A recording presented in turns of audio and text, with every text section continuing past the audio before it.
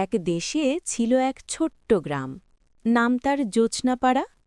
এই গ্রামে এক মেয়ে থাকত, নাম ইরা।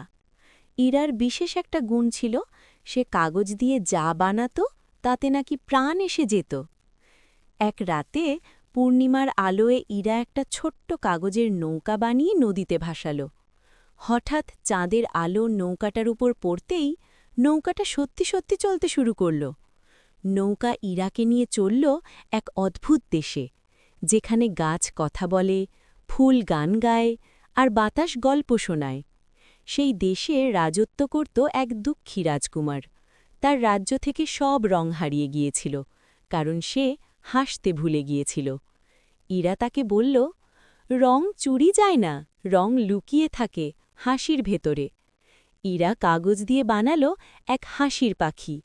পাখিটা উড়ে রাজকুমারের কাঁধে বসতেই রাজকুমার হেসে উঠল। সঙ্গে সঙ্গে রাজ্যে ফিরে এলো রং, ফুল ফুটল, আকাশ নীল হয়ে উঠল।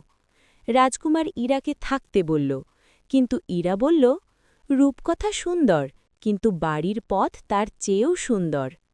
চাঁদের আলো আবার কাগজের নৌকায় পড়ল, আর ইরা ফিরে এলো নিজের গ্রামে।